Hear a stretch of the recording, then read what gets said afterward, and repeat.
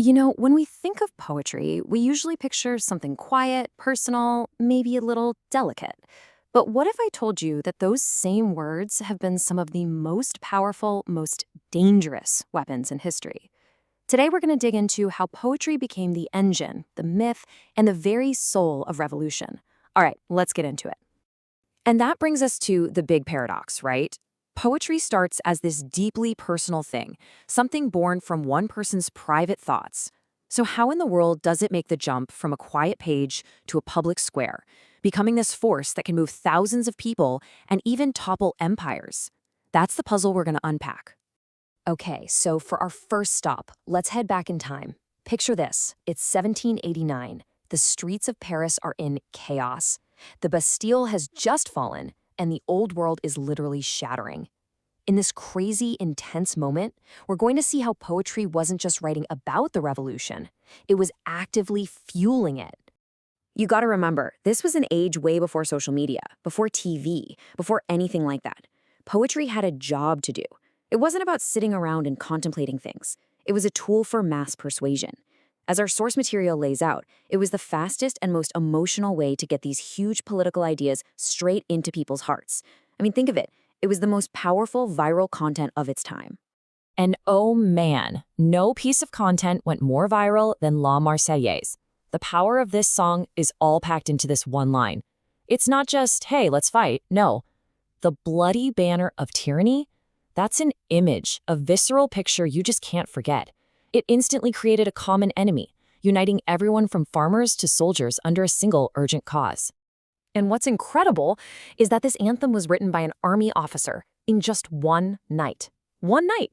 But it spread like wildfire. It literally became the soundtrack of the revolution. Soldiers were singing it marching into battle, and citizens were singing it on their way to the guillotine.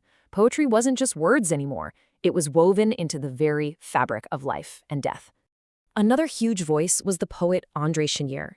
And this line from him, wow, it just perfectly captures the spirit of the age. It's more than just a personal feeling. It's a declaration for the whole movement. It's saying, look, what we're doing isn't just chaos and destruction. It's a righteous race towards something bigger, something noble, liberty. It gave a powerful moral backbone to everything that was happening. But here's where we see the dangerous flip side. That revolutionary fire that Chenier helped to stoke, well, it grew too hot to control. As the revolution spiraled into the Reign of Terror, he started criticizing its extremes, and for that, he was branded a traitor. The man who wrote so beautifully about liberty was executed by the very movement he helped create. So the lesson here is crucial. Poetry can be a hammer that builds a new world, but that same hammer can turn on the person holding it. Okay, but what happens when the revolution fails? When the fighting stops and you've lost? Let's jump from Paris to Dublin in 1916. Here we're going to see how poetry can build a totally different kind of power, not from victory, but from the ashes of a crushing defeat. And this is the essential question for Ireland. The Easter Rising was completely crushed by the British in just a few days. I mean, by any objective measure, it was a total failure. So how did this disaster become the single most important event for Irish independence? Well, the answer, in large part, is found in a poem. The famous poet, W.B. Yeats. He was actually pretty skeptical of the uprising at first, but after seeing the leaders executed, he felt this massive shift in the air, and he captured it with this iconic line. It's a phrase that doesn't just describe what happened, it redefined it for all of history. So what on earth does terrible beauty even mean? Well, Yeats wasn't glorifying the violence, not at all. That's the terrible part. He was looking straight at the horrific cost. But he was saying that through that sacrifice, something profound and new, the beauty, was born. A new Irish spirit, a national myth. It's like he performed a kind of alchemy, turning the lead of military defeat into the gold of a spiritual victory. And get this, the revolutionaries themselves were poets. Patrick Pearse, one of the main leaders of the Rising, used his poetry to frame their fight. He made it seem like it wasn't just some modern political argument, but the latest chapter in this long, mythic story of Irish suffering and resistance. He connected their fight to ancient Celtic heroes, giving it the sacred, timeless feel.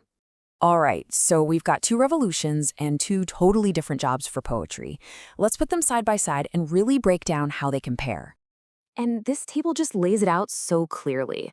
In France, you've got poetry as the engine, an immediate weapon, a roaring fire that fueled revolution as it happened. But in Ireland, poetry was the myth maker, a tool for creating meaning after everything went wrong. It wasn't the fire itself, but more like a seed planted in the ashes, a seed that would eventually grow into a new nation. Now, this idea that words can shape our world might sound like something stuck in a history book, but the exact same forces are absolutely at play right now all around us. So let's bring this home. What does this kind of revolutionary poetry look like today? I mean, really think about it. When we talk about short, powerful language that gets people emotional and spurs them to action on a huge scale, what comes to your mind? What's the modern version of that song that swept across France? Well, it looks like a hashtag, doesn't it? Like hashtag Black Lives Matter, something that can define a global movement in an instant. It's in those viral videos that boil a huge issue down to one shareable moment. It's in memes that become these global symbols of protest, from Ukraine to Hong Kong. These are our poems today.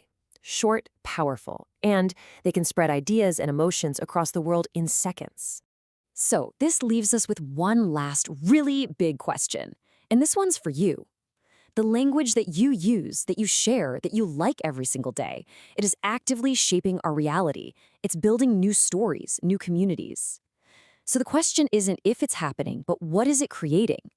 From all these digital words we use, what terrible beauty is being born right now?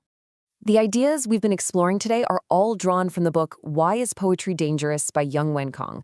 If any of this got you thinking and you want to dive a lot deeper into how these words have shaped our world, you can find it on Amazon.